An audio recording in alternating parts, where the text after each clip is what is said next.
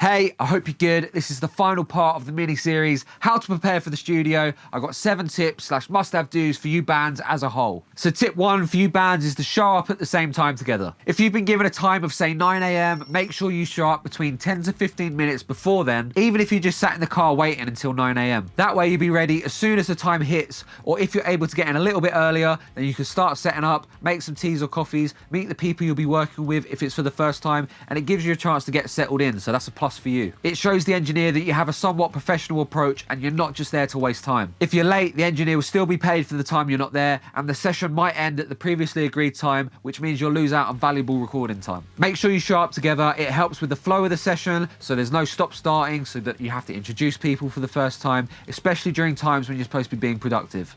Tip 2 is to practice as a band. If you're able to get into a practice room before you record, this will help you tighten up the song, work out any cool alternatives, or improve on parts that you feel could change to make the song even 2 times better than it already is. This is pre-production. If the engineer or producer you're working with is local, have a think about inviting them down to the practice session. That way they can be in the room with you, give you first-hand thoughts, feedback, and suggestions. This is a chance to work on the song, change things up, make things even better than they already are. Work on your structure, work on lead parts, figure out harmonies, and so that the engineer has an idea of the song before the first day of recording. If they're unable to attend the practice session, make sure you still send them a demo, even if it's just a live version that's been recorded through your phone. And try to arrange a video call where you can all jump on, discuss the song, work things out, as it's another chance to do all of what I've already said. It's also a good idea to work out your BPM for the song, any time signatures, and this way your engineer can get your session set up ready for your arrival. So tip 3 is a carry on from tip 2, and that's know your parts and communication. It should be obvious by now that you all need to know your parts, so I'm not going to go over that, but do go watch the other videos in this series if you haven't already. But good communication between the band themselves and the engineer will make your session run like melted butter.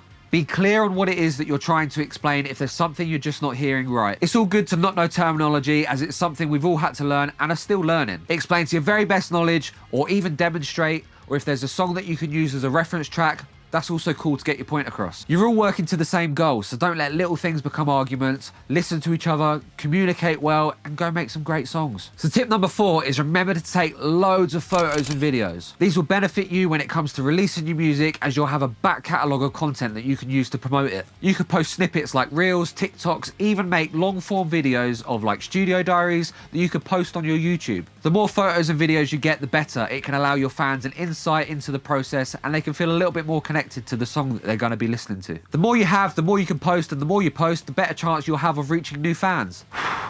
If you have a mate that's good with a camera, see if they're up for documenting the whole process. If you're able to chuck some money their way, then that's a plus for them. But they might just be happy to be involved, so no harm asking. My 5th tip would be to respect the environment you're in and the people around you. Just the band in the studio, no partners or friends that are there just for a jolly. If there's anyone extra that you'd like involved in the session, like photographers or videographers, make sure you let the studio know way in advance so that they can be prepared and they know exactly who's coming into their space. Keep the studio clean, don't be leaving rubbish everywhere. It doesn't take much to put it in the bin or even take it with you. Find out where it's okay to smoke or vape.